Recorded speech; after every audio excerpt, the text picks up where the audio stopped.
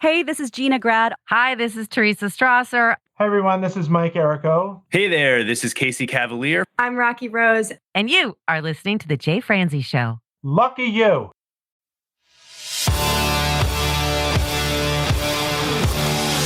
Welcome to The Jay Franze Show. A behind-the-curtain look at the entertainment industry with insights you can't pay for and stories you've never heard. Now, here's your host, Jay Franze.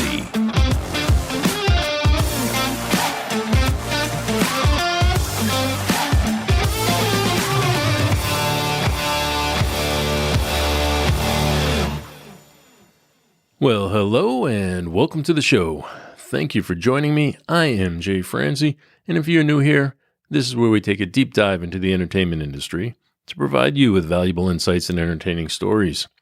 This week, we get to talk with a producer, an on-air personality, and a host. We get to talk with Reena Friedman Watts.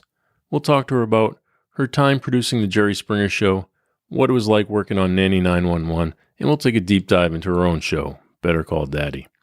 Now, Reena is one of the best people I've ever met in the industry, and she has the greatest sense of humor, and I can't wait to talk with her tonight. So if you'd like to join in, comment, or fire off any questions, please head over to jfranze.com. Now let's get started. Miss Reena, how are you? I am awesome. Thank you for that very warm introduction. That was so sweet. You really, truly are one of my favorite people, my friend. You really are. Aww. Thank you for joining me tonight. I've been looking forward to this one for quite a bit of time. Yes. All right, my friend, let's just dive right in. Let's get to it. You spent some time on the Springer Show. Can you tell me what was it about that show that helped you build your ability for storytelling? I think that the Jerry Springer wasn't like such a far stretch from where I came from, which was Kentucky.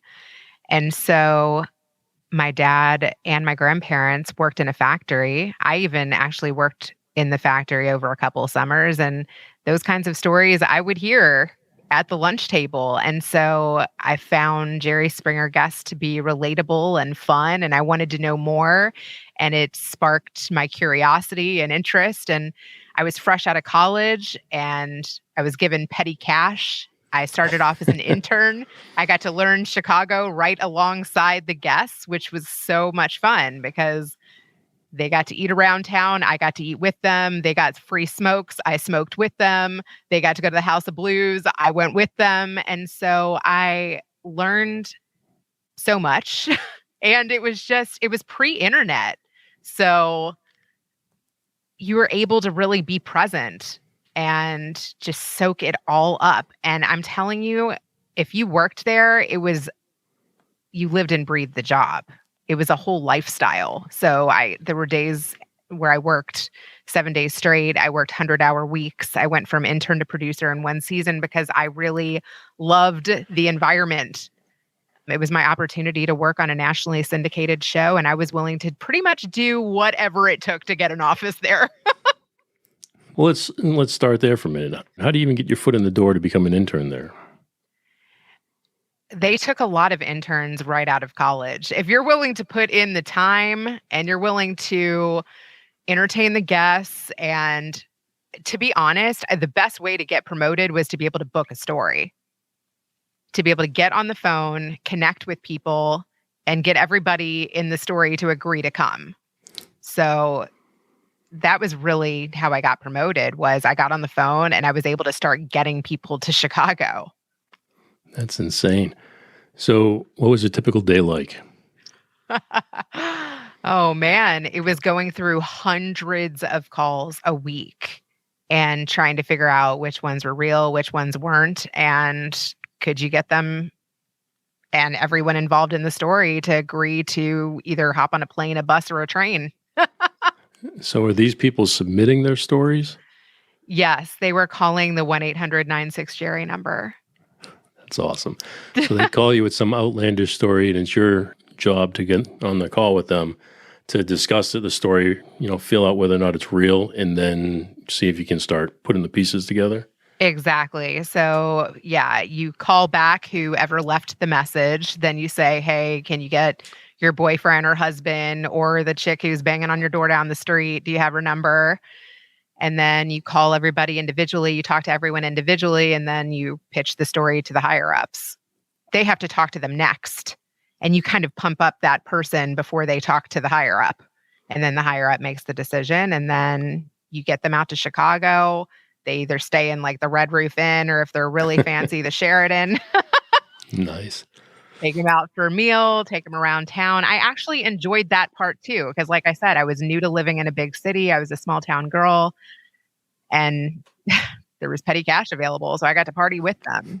And I, was around their age. I was fresh out of school. So I had the energy for it. Well, there's a couple things there. So that leads me to believe that the people who are calling in with these stories and you're vetting them. So are most of the stories at least based on some sort of truth? Yes, if they said that they were married, they had to prove that with a marriage certificate. If they said that they were related, they had to also prove that through matching last names, through license, through birth certificates. Yeah. How do you verify their story? Yeah, that's a great question. You get better and better at it by the questions that you ask, right? Like if you say, when was the last time you slept with Sally? And then she says, if the timelines don't match up, Right. then that's a pretty good indicator. But people are good at making sure their story is solid. So you got to ask these questions pretty quickly. So you're hitting them up separately, I assume. Yes. So you're asking these questions, and if their stories match, okay, great, come on out to Chicago. Right, exactly. So then the next thing is you get to go out and you get to go to restaurants and entertain these people once they hit Chicago. So what's that like? You're out with people you've never met before. They're telling you some of the most outlandish stories, and half the time they appear as if they hate each other. And you're going to take them out for a night on the town. But I'm 21, 22 years old, and I'm hanging out with people that noticeably stick out, little people over 600 pounds, people conjoined at the head, strippers, Jerry was the start of reality TV. The talk show industry was really, I feel like, at the forefront of that. And a lot of our guests were even recycled on other shows like Howard Stern and Maury and all of these other shows. And so, so I'm from Kentucky. I'm taking these people out and I'm getting looks and not even realizing it. I'm just having a good time. But so with that said, do you feel as if you kind of shaped that show along with Jerry? Do you feel like you played a part in that? Actually, just recently, I even saw like this guy, he was like a 70-pound baby, I think at like 1 or 2 or something. And he was on the Jerry Springer Show. Like in the beginning, it started off where they were covering just outlandish, tabloid type of stories. And anyway, he's recently lost a lot of weight. And I think Daily Mail did an article about him. And so I reached out to him on Facebook and was like, hey, I worked for the Springer Show. I saw your article in Daily Mail. I would love to do like an update story with you. And I'm interviewing him on Thursday. So that's awesome. That is awesome. Booking now is a lot easier than it was then. I used to have to pound thousands of calls a week. And now you literally can find a name of somebody that's been written about in People magazine or in Daily Mail, and you can find them very easily on the internet. This is really funny too. So I kept a photo album of letters that guests had written me, or, just funny pictures I took with the conjoined twins, or the guy with no legs, or, the midget I partied with in Jamaica. I took pictures of all of this stuff because this is pre-internet. This is pre-documenting it online. I made a photo album of these things, and I went back through because I had phone numbers of people. I had addresses of people. Like people had given me their personal addresses. They wanted me to correspond with them. None of these numbers worked anymore. And that's another thing at Springer. Like if you didn't call that number could be disconnected within like 2 to 3 weeks. Like you're never getting a hold of that person again. So they were urgent. Anyway, so every person I tried to reconnect with, out of the ones that I had, I was only able to reach 2 people. And I have an entire photo album. I can only imagine. You got to start posting some of these pictures. I'm sure people would love to see them. I know I would for sure. crazy. So, what is your most memorable moment working there? Oh my gosh, so many. I have to say though, I think Springer Break in Jamaica was pretty memorable because there was food fights and just I got to fly first class for my first time, and I was traveling with guests. Some of our best guests got to go to Jamaica. And so I was babysitting and getting paid and partying all in one in Jamaica at Hedonism. That was pretty insane for a 22-year-old. So, were you organizing that? I mean, what was your role in that process? I was an associate producer. So I was coordinating the guests, babysitting some of the guests, doing Springer Cam shoots with some of the guests on the beach, and then partying when the shoots were over at night, which, as you can imagine, was insane. Like, I even snuck off the resort with one of the guests. We still keep in touch to this day. Like, you just are never going to do that twice. I love it. Were his shows, were they filmed live or were they recorded live? Yeah, they were recorded live, which, let me tell you, the audience members a lot of the time could also be guests. And we did book people from the audience. So it was just... Give me an example. I mean, I don't know if you remember this, but like when the audience members would flash for beads, it became like Mardi Gras in the audience. You know, the guests were flashing the audience and the audience was flashing the guests, and just the Q&A too, where the audience were like going after the guests after their stories completed, and the guests were like calling, like we briefed the people who were on the show to go after the audience, but the audience did it back with no briefing. You know? So you actually worked with the guests to kind of coach them through how to behave with the audience? Well, I'm like, look, you're a home-wrecking whore. Like, the audience is going to hate you. That's your role. Like, you are to be hated. And when they call you a home-wrecking whore, you show them what kind of whore you are. You know? Oh, that's awesome. So I can see how this is all coming together and how this plays into your world now. But tell me how it helps you shape a story now. Hold on. I'm like, how does this play into my role now? Yeah, well, you know, because you bring up a whore and all. No, the storytelling piece. How does it help you shape a story now when you're interviewing people? I think the key to interviewing people is just the rapport, like the way that you introduced me and the way that you know my background and the way that you've done your research. I think that honestly helps you get into the story and make it so much more conversational and easy for the story to come out. And that's what I always try to do, is like make the person on the other end like you and want to talk to you. How long did you spend on the Springer Show? I was there for 2.5 years. So 2 full seasons and then the start of a 3rd season. All right. What made you leave? That's a great question. I think at the time, I didn't know it was burnout, but definitely that. And I also never thought that it was going to go on as long as it did. And so I feel like I produced the season opener for a 3rd season and I kind of went out with a banger, you know? It was like after working on 2 full seasons, I was starting to feel like, oh my God, does anybody have like normal relationships? This is starting to wear on me. And also one of the guests even said something to me. He was like, how can you live with yourself? And that actually did hit. I never really thought about that. But then I was like, you know what? I was like, I've produced enough shows to get into the Producers Guild and have kind of gotten a fill of this. And I would like to like move to LA and work on another show. And thank goodness I was able to do that. So I went from Springer to getting into the Producers Guild to really starting all the way over and not knowing anyone. I worked on a pilot. It was a CNN pilot. And the special effects animation company who I worked for offered me a desk job after that, and I took it. You know, they were seasoned producers, the Kyoto brothers. They may even hear this, love them. One was a director, one was a producer, and one was an animator. They did like a lot of studio productions. They worked with Disney and they did Team America. They did Teenage Mutant Ninja Turtles. And it was just a different side of the industry that I got to learn. So that was really cool. So what was your role there and how did it differ from Springer? I went from being a producer to back to being an assistant to 3 producers.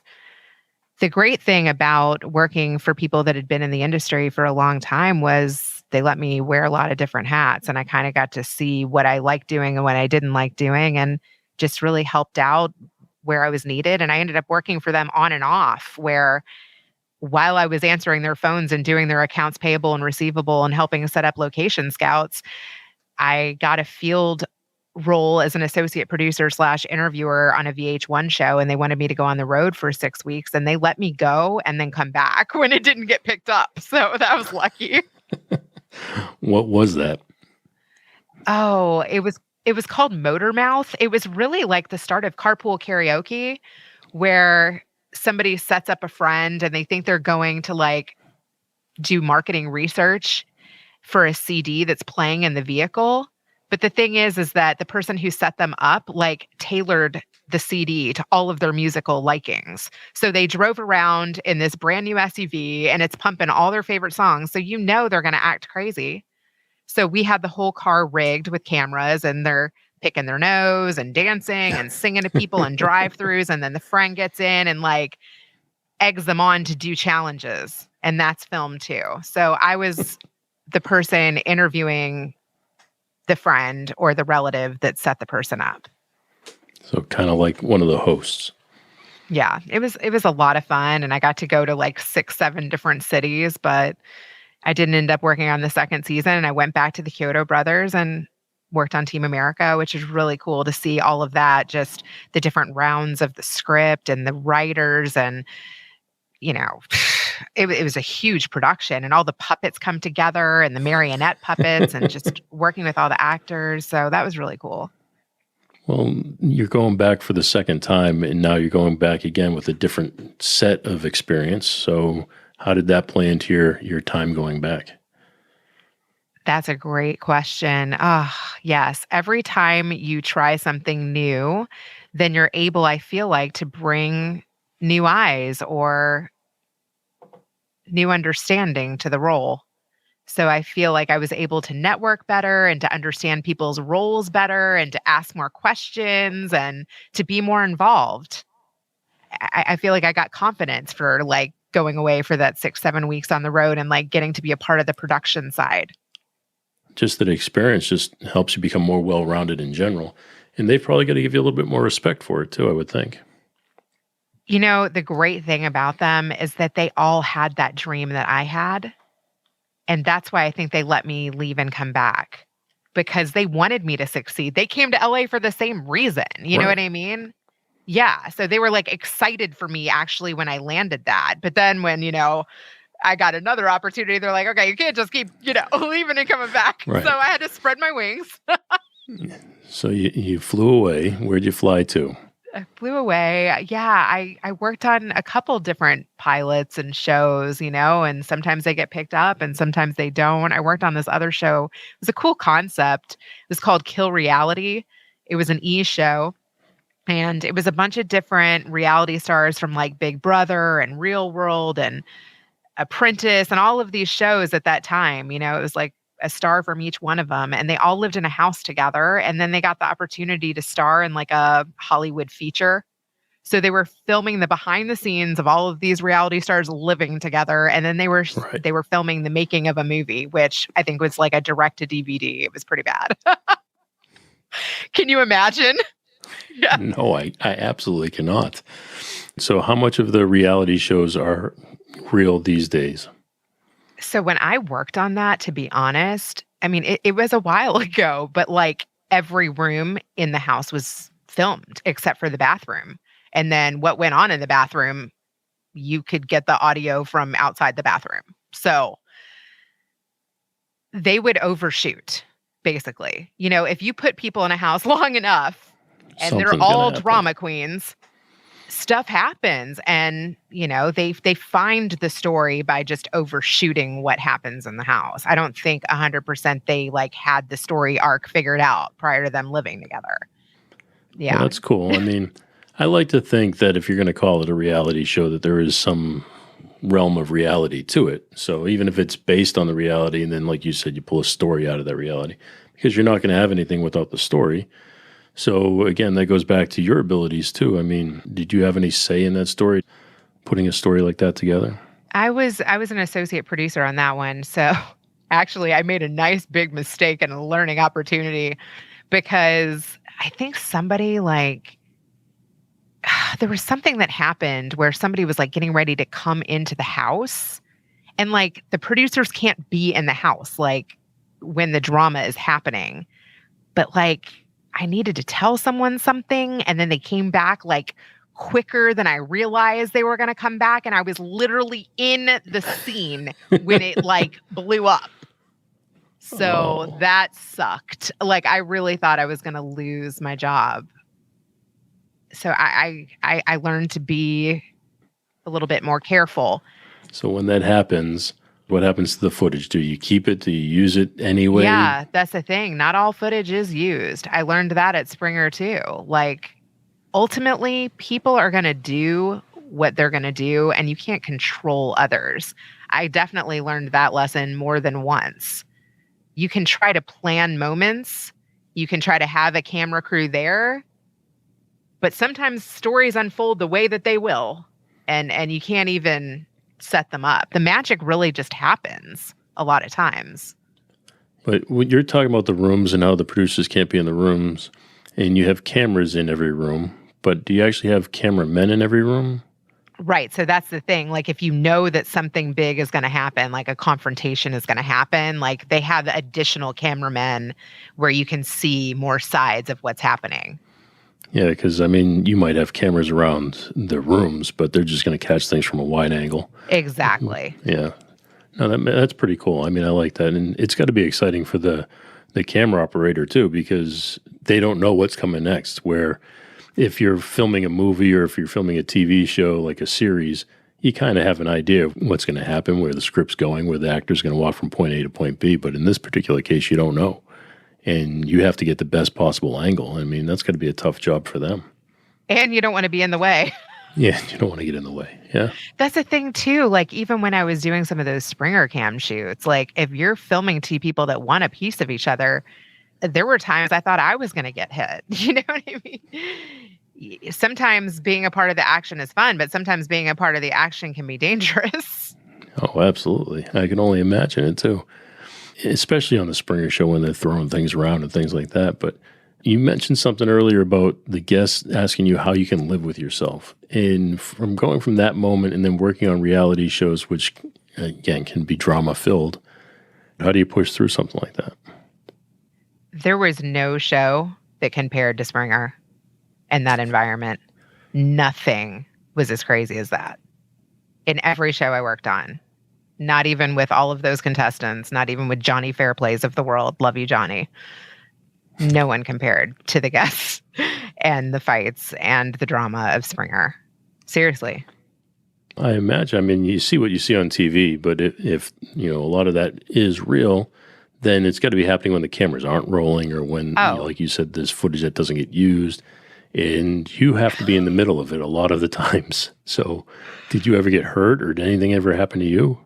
I never got hurt, but I mean, like I said, I was young. I was naive. Sometimes I just had a handy cam.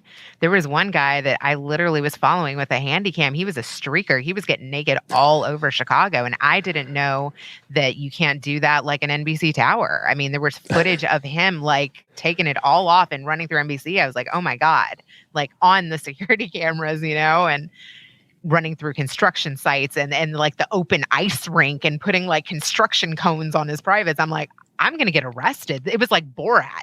You know what I mean? Like they filmed it and then got in trouble afterwards, which I actually also interviewed with Borat, but I took Nanny 911 instead because I was like, you know what? I spent enough time like defending my role on Springer. I think I'm just going to go a little bit cleaner now.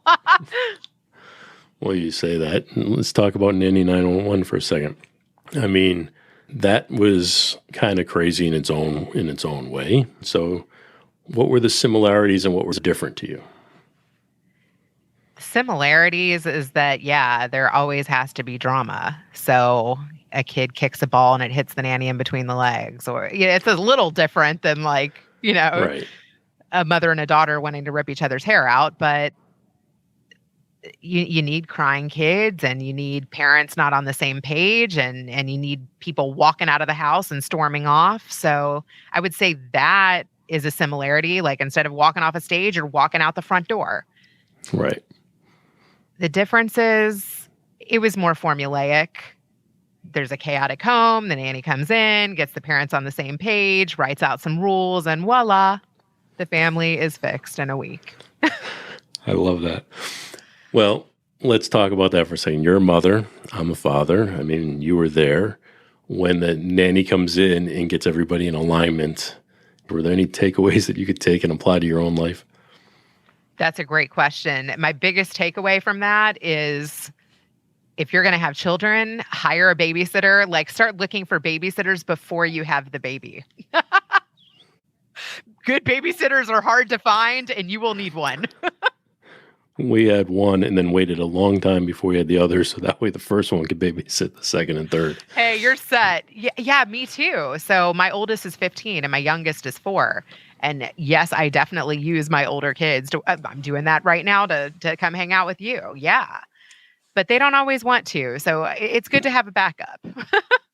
Absolutely. No, I'm like you. My oldest is 13. I have a 9 and a 1. A 1. Can you believe that? No, we should not have a 1. And these were all planned. This is bad. This is really, really bad. The 1-year-old is a menace. They're all girls, and she's a menace. She climbs on everything.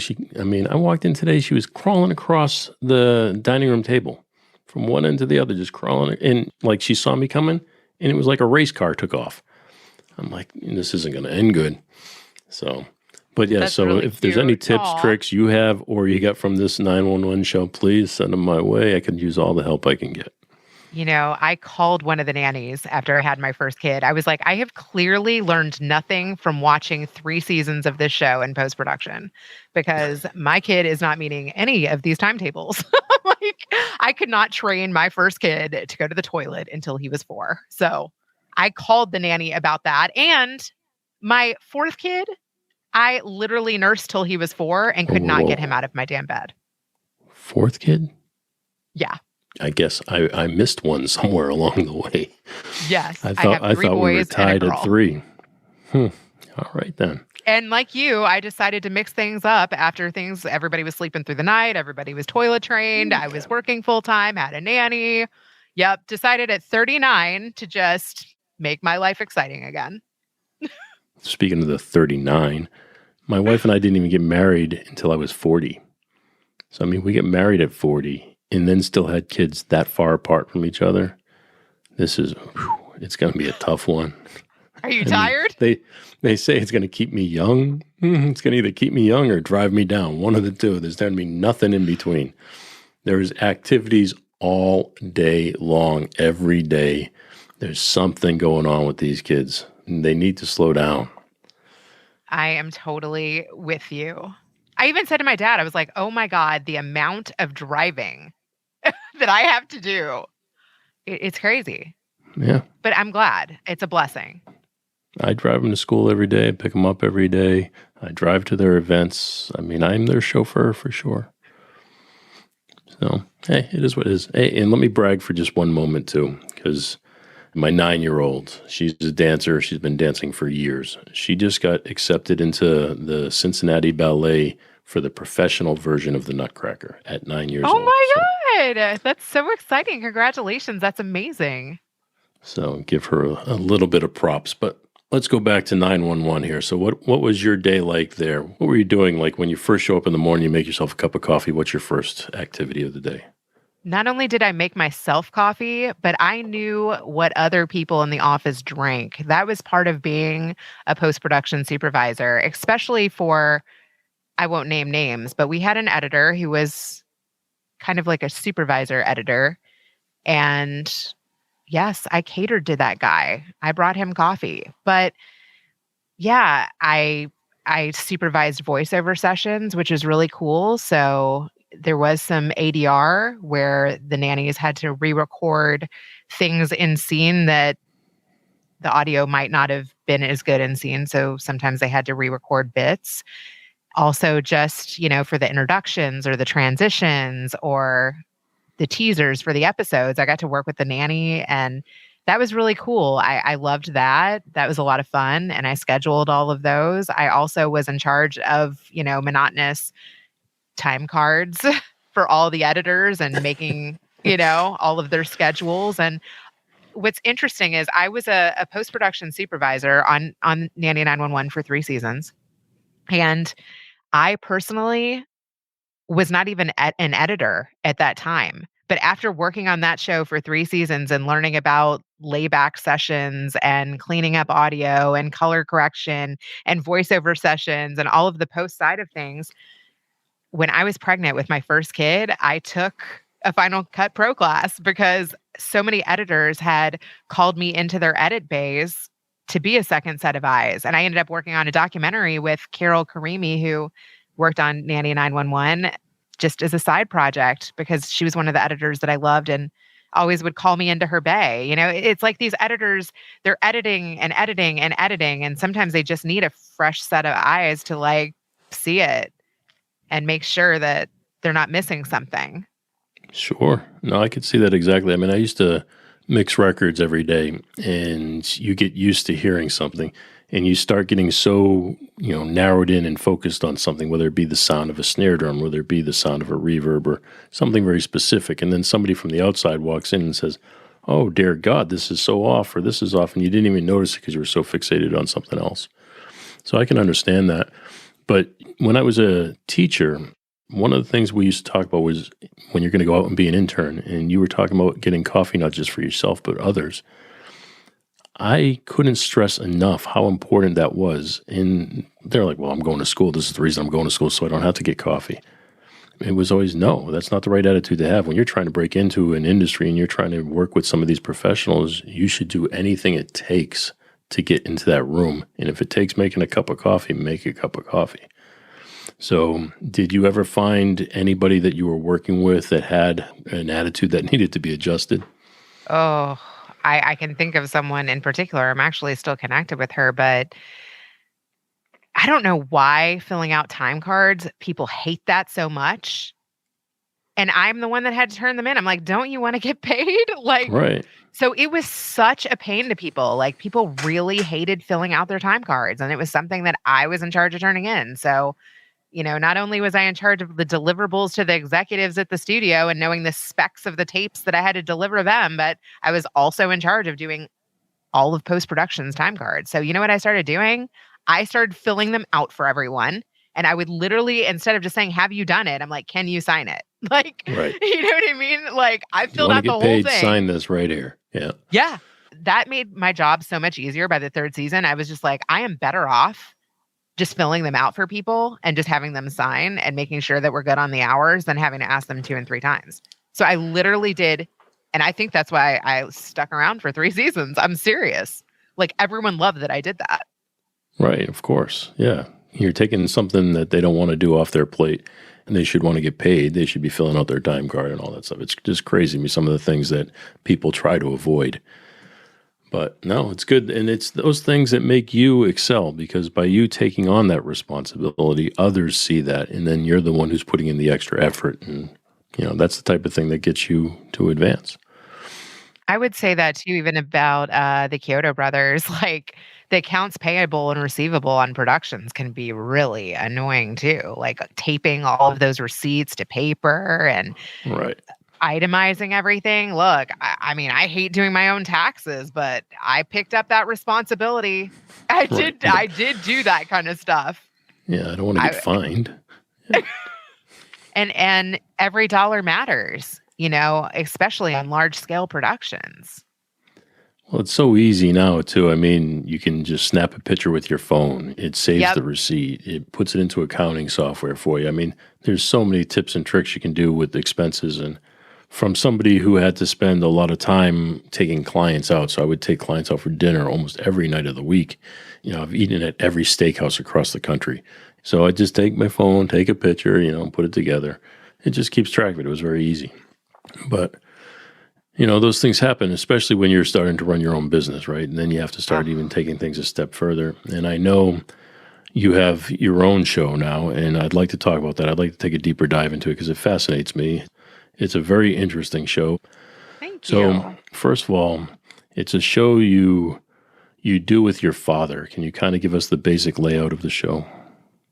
Yeah, so I interview interesting and controversial people. I share the stories with my dad, and then he listens to the episodes separately. And then we have a powwow about it after where he adds his intergenerational perspective.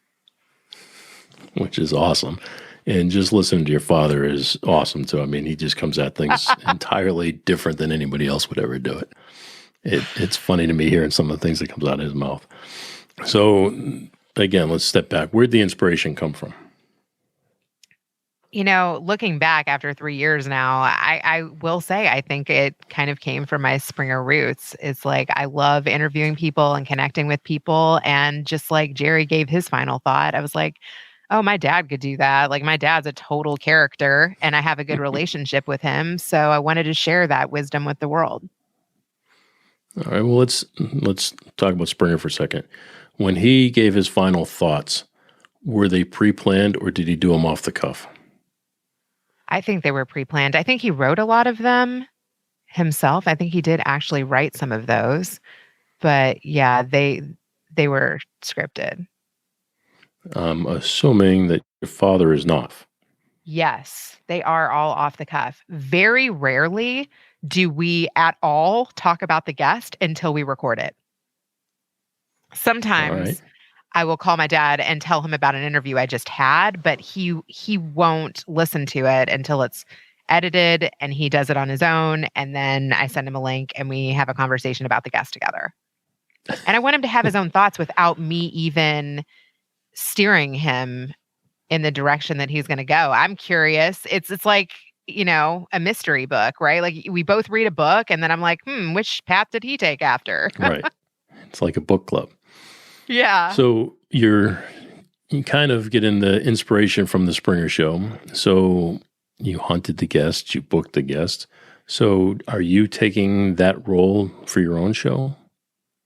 Yeah, although now at this stage of the game, I have so many, like literally every single day, somebody reaches out to me and wants to be on, and that's amazing. And I do attribute that to the growth of the show, which is really cool. But I am having to be, and you know, as a podcast host, more selective because I'm like, do you have a mic? Do you have a bio? What's your daddy relationship? Have you listened to the show? Like at this point, like I would love to be able to interview everyone, but I have had to become more selective. When you're identifying a guest to come on the show, what is it you're looking for the most out of a guest? Yeah, somebody who has no filter. Somebody who's comfortable on the mic. That makes it so much more engaging. Somebody who sends me a script of what they want me to ask them is probably not the best the way guest to for go. my show. Right. And I've had people do that. And I'm like, look, I appreciate that. That's helpful. That's like, you know, That's maybe every author, speaker, coach. Yeah. I was like, maybe I'll hit on one of those, but just know I am very off the cuff. I like to just have a conversation and I don't like to be married to a script because I can actually tell people when they're reading from a script or when they have it all mapped out. I just, that's not my show. No, not at all. So when you're doing that, though, do you try to keep a general focus on the topic? Well, like when I interviewed the host of Jewish Matchmaking, I actually watched the whole series and kind of wanted to know the behind the scenes of that. Also, I noticed that she was wearing a fashion brand that I had interviewed the founder of that fashion brand. So I wanted to know about that. I felt like that was a personal connection that we had. But I also wanted to know her daddy's story and like how her parents played into who she match made. And so I like the daddy angle to be included. And if the guest isn't at all willing to talk about their relationship with their dad, like even if they don't have a relationship with their dad, like, can you talk about That's why? a story within itself. Yeah. Exactly. Like I've had people reach out to me, like the kinds of individuals that you're talking about, like authors and coaches and, you know, fitness people, and great. Like they obviously have kind of their own agenda of why they want to be on podcasts. But then I'm just like, hey, what's your relationship like with your dad? And they're like, oh, I haven't talked to him in 10 years. And I'm like, are you willing to talk about that? Right. And they're like, I don't talk about that. I was like, well, then this might not be the best show for you. Right. It's kind of in the title. Yeah, exactly. Who knew? Yeah, I mean, the whole show doesn't have to be about Better Call Daddy. Like, I have interviewed financial advisors, but they did just also have a baby and they're a first-time dad. Or I've interviewed people that are in the CIA, but what's it like to leave the CIA and choose to be a dad and homeschool your kids? Everybody wants to know about your life in the CIA. Like, yeah, that's part of your story. But also, the focus of my show is about intergenerational wisdom. What have you taken from your family? I think the best guests, and this honestly goes back to my Springer days, are the ones that like, I have no filter. I'm like, you're perfect. When I reached out to the guy that was a 70-pound 1-year-old, he was like, I have no filter. I was like, you're in. Do you have a mic? You have a stable internet connection? We're good. Seriously. Yeah. If somebody tells me that they have no filter and that they love the family angle of my show, like pretty much those are good qualifiers right there. Right. So you go back to the Springer days where you're putting together stories, and you're doing that now. You're drawing on those skills. So do you think that sets you apart? I think my unique relationship with my dad sets me apart. And that's funny because I didn't initially think that was going to be the hook, even though that is the title. I do think that is the part that can't be replicated. Oh, absolutely not. It doesn't only add an element of humor to it, but it's definitely a hook that cannot be replicated for sure. I love it. I mean, I absolutely do love it. Thank you. That is a segment that can't be replicated. Do you think that humor plays a part or a strong part in storytelling? Oh man, I love comedy. It's my favorite thing to do with my husband for date night. Yes. And the more comfortable you become on the mic and the more comfortable you are with the guests, you can just be yourself, and funny moments happen from being yourself and from being comfortable. I mean, how many times have my jaw dropped during this? Like, you are definitely making me laugh. Yeah.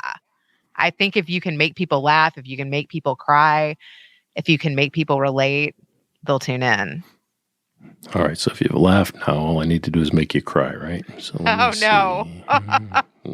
Just turn on the news. Where can we? Yeah, no kidding, right? That makes me cry every damn day. Oh my God. Tell my wife I've never reached a point in my life where I just didn't want to hear the news at all. I've literally had to unplug for more than 24 hours last week. Yeah, like completely turn off my phone. Yeah, just don't even turn it on today. Let's let it go. All right. Well, we do this thing here we call Unsung Heroes, where we take a moment to shine the light on somebody behind the scenes or somebody in your personal life that doesn't typically get some recognition. Is there anybody in your life that supported you that you'd like to shine a little light on? You, because you are one of my unsung heroes. You support me on Twitter and Facebook, and you believed in me from the beginning. So thank you. And also my husband. I don't give that guy enough credit. He deserves so much credit. I got top billing, right? Yeah. All right, because we're working our way down in order. I just want to make sure that we're well aware that you mentioned me first. Definitely. Yes. But the Hubs needs more surprise thank yous for sure. Now, I hope you enjoyed this conversation as much as I did. Reena is an awesome person and just a great storyteller. So please join me in giving her a big thanks for taking the time to share her stories with us. And thank you for taking the time to hang with me here. I really do appreciate it. Please follow, share, and connect on all the socials.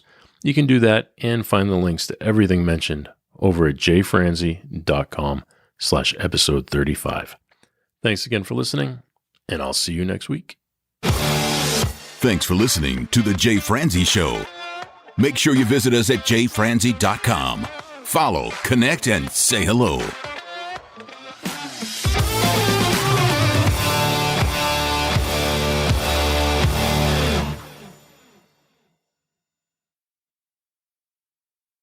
This episode has been brought to you by VR Knives. your source for 100% custom knives made by a true rock star. So, if you're in the market for a new piece of art, reach out to VR Knives. 407-421-5528. 407-421-5528.